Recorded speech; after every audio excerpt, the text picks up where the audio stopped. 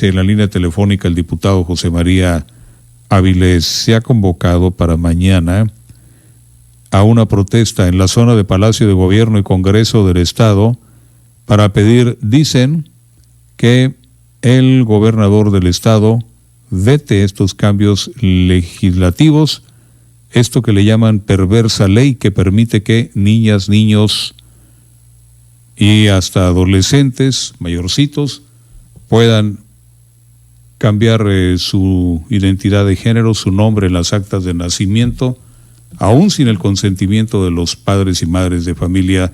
Diputado José María Avilés, buenos días, ¿cómo está? Muy buenos días, Miguel Ángel. Muy bien, gracias, muy amable por brindarme el espacio. Pero dicen que palo dado ni Dios lo quita. Ya se hizo la aprobación, ¿qué puede ocurrir? Lo que va a ocurrir, Miguel Ángel, es que se tiene que publicar el decreto y atender el registro civil, lo que en el mismo dictamen se establece. Yo quisiera hacer unas precisiones. En todos los casos, en los dos supuestos que maneja el dictamen, que en este caso la reforma al Código Civil, los padres de familia habrán de participar. En un primer supuesto, cuando están de acuerdo, cuando es consentido y acompañado por los padres de familia y con asistencia, en ambos casos también, de la Procuraduría de Protección de Niñas, Niñas y Adolescentes. En el caso en el que los padres no estén de acuerdo, sería la misma Procuraduría como asistente para atenderlo por la vía jurisdiccional. Pero en este procedimiento se cuenta también con la participación de los padres y madres de familia. Es decir, en ninguno de los dos supuestos quedan los padres de familia fuera de este proceso. Es un proceso eminentemente administrativo, no como se ha venido manejando en publicidad de los opositores a este dictamen, en el sentido de que ocurrirían situaciones de índole quirúrgica o hormonal, que el mismo decreto va a establecer o establece que de ninguna manera deberán solicitarse requisitos que tengan que ver con situaciones quirúrgicas u hormonales.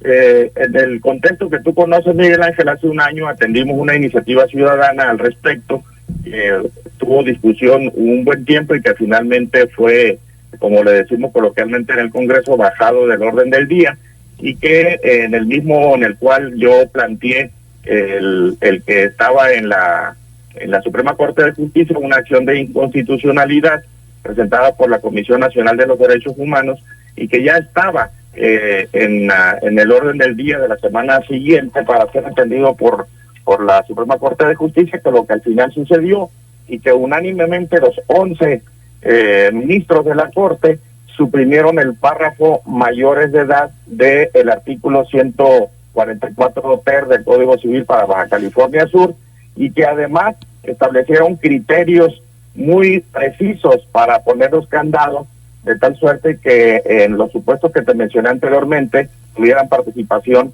los padres o tutores del menor de edad en cuestión. A ver, bueno, es comentario al margen, pero para eso sí es buena la Corte, ¿no? Es así, hay que respetar todas las decisiones. Pero bueno, cierro eso y voy a lo otro. Pero de todas maneras, en la reforma dice, ¿están a favor? Adelante. No están a favor, pero la Procuraduría es la que va a proceder. Esto no es otra cosa que demandar a los padres y aunque estén en contra, de todas maneras se va a hacer, ¿no?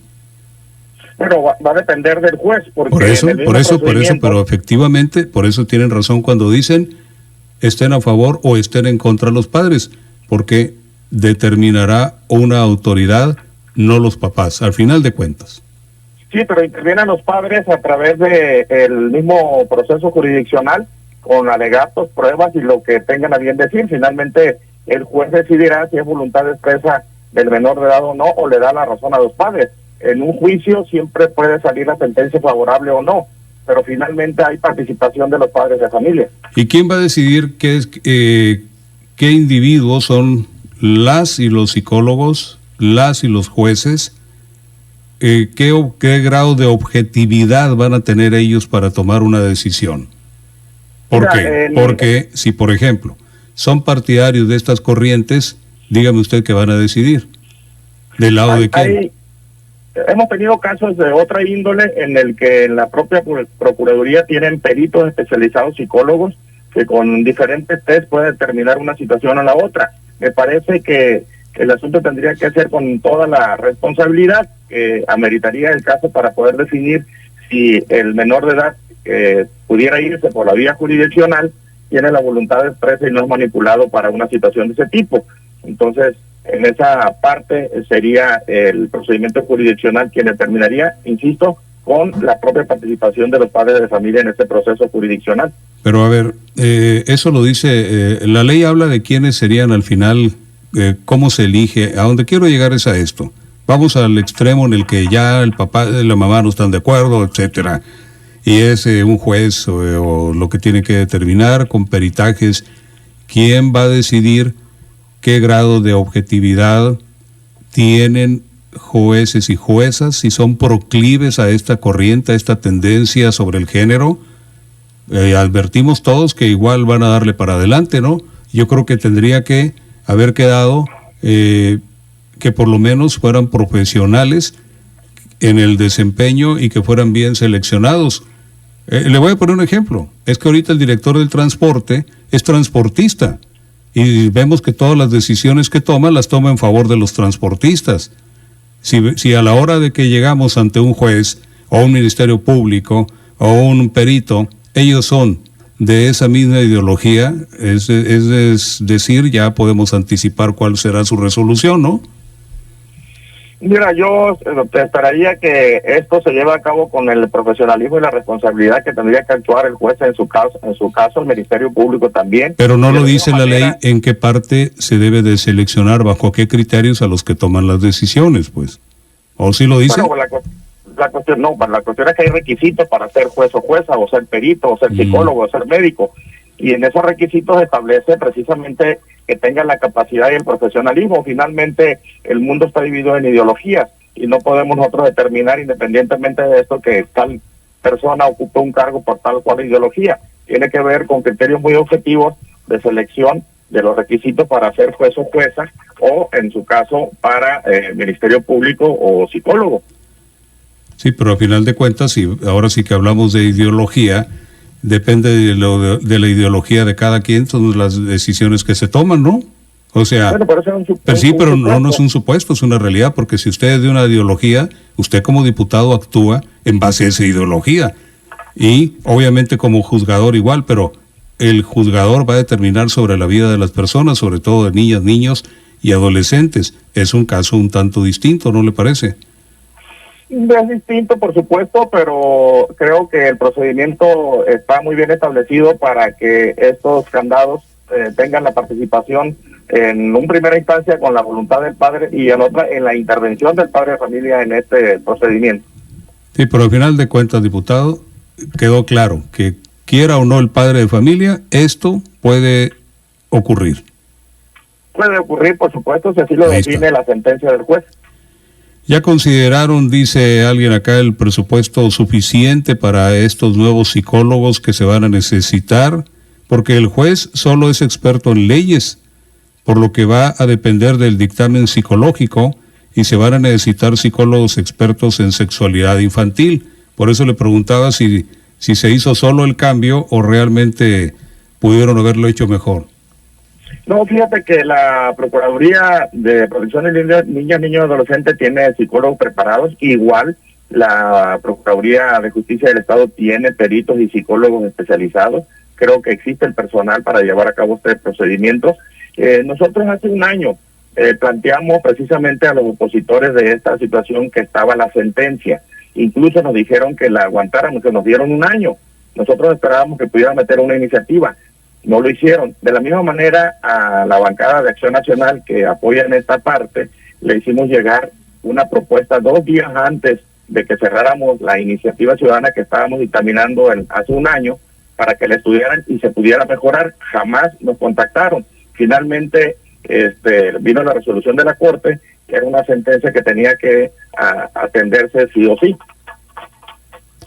Bueno, entonces, esto ya no tiene reversa, está en manos del gobernador, le enviaron un buen paquete ustedes al gobernador ¿O es cierto que es cierto que el gobernador les pidió que la aprobaran? No.